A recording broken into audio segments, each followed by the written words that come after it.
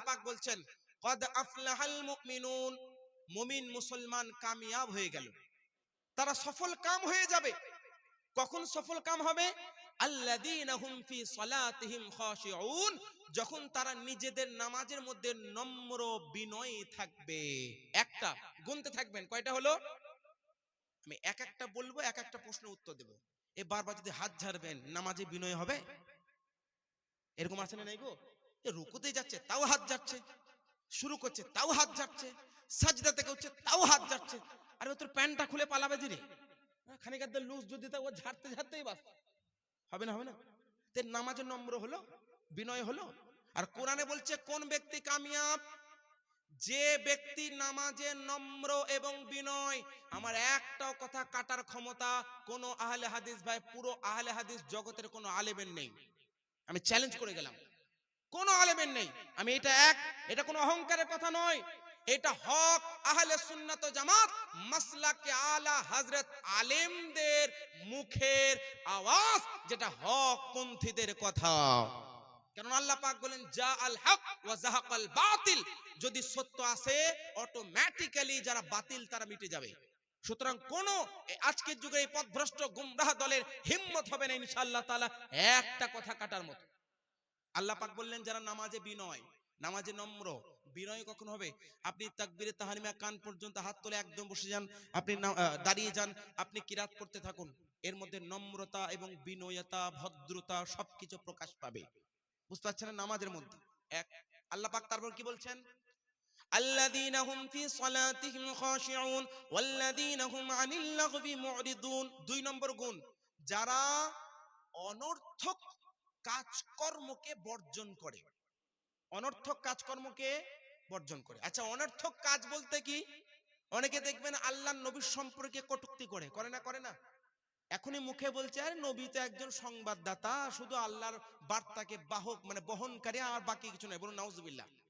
ওই মুখ দিয়ে ওটাই পড়ছে, আবার ওইভাবে নামাজ পড়তে চলে আসছে, তার নামাজ কবুল হবে? আর আল্লাহ বলছেন কি, যারা অনর্থক বাক্য থেকে কি করে দূরে থাকে তারা হচ্ছে কামিয়াব। যারা বলছে নবী আমাদের মতো মানুষ, নাউজুবিল্লাহ পড়ুন। কিছু মানুষ আছে যারা নিজে কিতাবে লিখে গেছে যে নামাজ পড়তে পড়তে যদি কোনো গরু, ছাগল, ভেড়া, মহিষ চতুষ্পদের স্মরণ আসে তো নামাজ নাকি হয়ে যাবে। আর আল্লাহর নবীর যদি আপনার স্মরণ আসে তাহলে নাকি নামাজ ফাসেদ হয়ে যাবে। বলুন নাউজুবিল্লাহ। এইরকম জঘন্য ব্যক্তিরা কিতাবে লিখে গেছে, তার প্রত্যেকটা হাওয়ালা আছে আমার কাছে। আর ওই জঘন্য ব্যক্তিদের আবার ফলোয়ার্স আছে, যারা নিজেকে দেওবন্দি বলে, ওয়াহাবি বলে, তারা ওই সমস্ত ব্যক্তিদেরকে গুরু ভাবে। আচ্ছা বলুন, আল্লাহ কোরআনে বলছে, তাদের কিতাবের আমি জবাব দিচ্ছি কোরআন থেকে, ওই কিতাব থেকে জবাব দিন, কোরআন থেকে জবাব দিতে হবে। কোরআন আল্লাহ কি বলছেন? ওয়াল্লাযীনা হুম আনিল লাগবি, লাগ বলা লাগ কাকে বলা হয়? লাগবুন এই শব্দের ব্যাখ্যা লিসানুল আরব, একটি বিখ্যাত ব্যাকরণের কিতাব মুজামুল ওয়াসিত, একটি বিখ্যাত লুগাতের কিতাব উঠিয়ে দেখে নাও লগ কথা কাকে বলে। আল্লাহর নবীর সম্পর্কে কটূক্তি করা লগবের প্রথম দরজায় পড়বে। আল্লাহ রসুলের সম্পর্কে অনর্থক বাক্যলাপকারী কখনো মুমিন হতে পারে না। আল্লাহ বলছেন মুমিন মুসলমান কামিয়াব হবে যখন তারা অনর্থক বাক্য থেকে দূরে থাকবে। দুই নম্বর গুণ পেলেন। এরপর ওয়াল্লাযীনা হুম লিযাকাতি ফাইলুন, যারা সময় মতো নিয়মিত নিজের সম্পদের যাকাত দেয়, নিজের সম্পদের যাকাত দেয়। আচ্ছা, যাকাত শব্দটা কিন্তু গভীর অর্থ রাখে। যাকাত শব্দের অনেকগুলো অর্থ আছে ভাই। যাকাত শব্দের একটা অর্থ হয় পবিত্রতা, কি অর্থ? আর একটি অর্থ হয় বৃদ্ধি। আর এই বৃদ্ধি এবং পবিত্রতা থেকে ফুকাহায়ে কেরামগণ বর্ণনা করেছেন যাকাতের একটা অংশকে আল্লাহ পাক যাদেরকে দেওয়ার কথা বলেছেন তাদেরকে মালিক করে দেওয়া, এইটা হচ্ছে যাকাত। যাকাতের অনেকগুলো প্রকার আছে। একটাকে বলে যাকাতুল আমওয়াল, একটাকে বলে যাকাতুল বাদান, একটা যাকাতুল আমাল, এবং অনেক ব্যাখ্যা আছে। এরকম অনেক ব্যাখ্যা আছে। আমাদের দেহের যাকাত কি গো? রোজা রাখা। আমাদের দেহের যাকাত, যাকাত মানে পবিত্রতা ভাই। কি বললাম? পবিত্রতা। আমাদের দেহটা পবিত্র কখন হবে? যখন আমরা রোজা রাখবো, আমাদের ভিতরটা পবিত্র হবে। যাকাতুল আমওয়াল, সম্পদের যাকাত। আমার আপনার সম্পদ থেকে যাকাতটা বের করলে আমার আপনার সম্পদটা পবিত্র হয়ে যাবে এবং আল্লাহ তার মধ্যে বৃদ্ধি দান করবেন। হবে না? হবে না? আচ্ছা, এবার যাকাতুজ জুবান, জুবানের পবিত্রতা। আমি এক একটি ব্যাখ্যা করছি শুনুন, কারণ তাফসীর বিল মানা জায়েজ আছে যদি কোরআন হাদিস বিরোধী না হয়। বুঝছেন না? তো জুবানের জাকাত কি? জুবানকে অনর্থক বাক্য থেকে দূরে রাখা, জুবানকে বন্ধ রাখা, গালিগোলজ থেকে, কটূক্তি থেকে, নোংরা কথাবার্তা থেকে, আপনার অভদ্রতা প্রকাশ করা থেকে নিজের জুবানকে বন্ধ রাখা, এটা হচ্ছে যাকাতুল লিসান। এটা কি? যাকাতুল লিসান, জুবানের জাকাত। কিসের জাকাত? যে সমস্ত আহলে হাদিস ভাই, যে সমস্ত দেওবন্দিরা যারা এই নানান বিষয়ে আল্লাহর নবীর সম্পর্কে অনর্থক বাক্য লাভ করে, তারা তাদের জুবানের জাকাত দেয়? দেয় না। তো জুবানের জাকাত দিলেও না, কোরআনের এই অংশে এলোই না। যাকাতুল কুলুব, অন্তরের জাকাত। এটা কাকে বলে জানেন? আপনার অন্তর থেকে কুধারণা, খারাপ কল্পনা, এগুলো থেকে অন্তরকে সুরক্ষিত রাখা, এটা হচ্ছে অন্তরের জাকাত। সহিহুল বুখারী উঠিয়ে দেখুন, এখানে উলামায়ে কেরাম যারা বুখারী পড়ান বা পড়েন বা পড়িয়েছেন বা পড়াচ্ছেন, তারা ভালো করে জানবেন। সহিহুল বুখারীর হাদিস, একজন সাহাবী আল্লাহ রাসূলের দরবার এলেন। আল্লাহ রাসূলের দরবারে আসার পরে আল্লাহ রাসূল সাল্লাল্লাহু আলাইহি সাল্লাম বলছেন, আমি দেখতে পাচ্ছি এখানে জেনার গন্ধ, আমি শুনতে পাচ্ছি জেনার গন্ধ। তো আল্লাহ রাসূল সাল্লাল্লাহু আলাইহি সাল্লামকে তখন জিজ্ঞেস করলেন সাহাবী, ইয়া রাসূলুল্লাহ, কিভাবে সম্ভব? তো আল্লাহ নবী বলছে, শোনো, জেনা শুধুমাত্র যে লিঙ্গ দিয়ে হয় এমনটা নয়। জেনা যে লিঙ্গ দিয়ে হয় শুধু তা নয়। শুনে রেখে দাও, চোখের জেনা হচ্ছে খারাপ দৃষ্টি, মনের জেনা হচ্ছে খারাপ কল্পনা, হাতের জেনা হচ্ছে খারাপ কাজ করা, আর ফিজিক্যাল রিলেশন যেটা, ওটাকে বলা হয় আসল জেনা, যেটা আমরা আপনারা বুঝি। তো মনে রাখবেন, অন্তরে খারাপ কল্পনা করবেন আর নামাজ পড়তে যাবেন, নামাজটা পবিত্র হবে? বুঝতে পারছেন না? আজকে কিছু কিছু সম্প্রদায় বেরিয়েছে যারা মেয়েদেরকে মসজিদে নিয়ে যাওয়ার জন্য বুঝে মারামারি, বুঝলেন?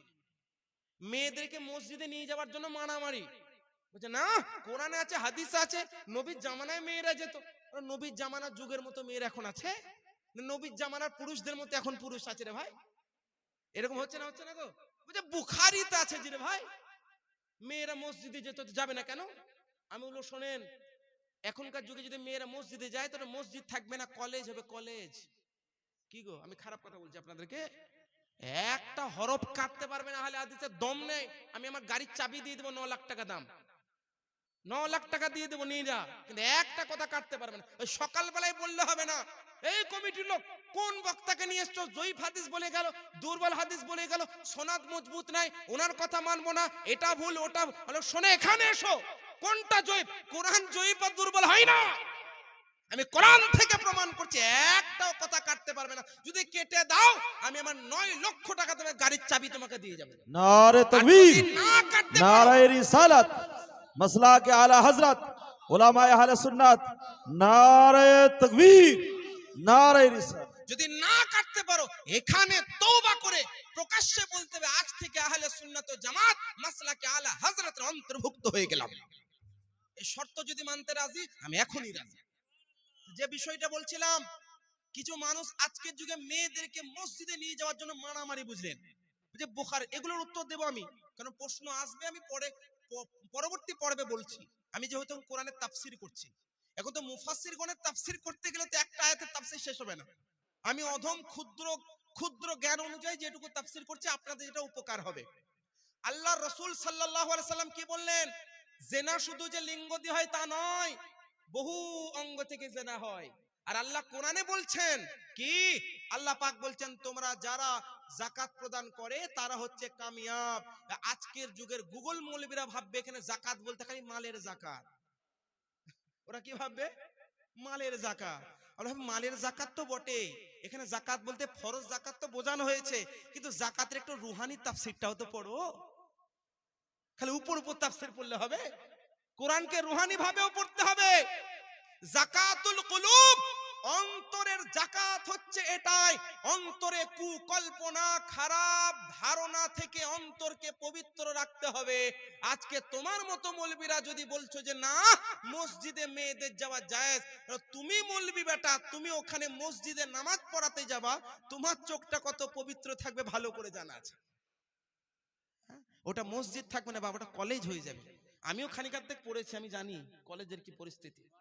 বুঝতে পারছেন না? এটা রুহানি তাফসীর, সেটা হচ্ছে অন্তরের যাকাত। সুতরাং মহিলাদের মসজিদে যাওয়া যাবে কি যাবে না, এটা পরবর্তী প্রশ্ন আমি উত্তর দেব হাদিস, সহিহ হাদিসের আলোকে ইনশাআল্লাহ। আল্লাহ পাক 3টি গুণ বললেন। এক, যারা নামাজের নম্র বিনয়, যারা নামাজে নম্র এবং বিনয়, 2 নম্বর যারা অনর্থক কথাবার্তা থেকে নিজে দূরে রাখে, 3 নম্বর যারা যাকাত দেয়। যাকাতের প্রকার প্রকরণ আমি করলাম।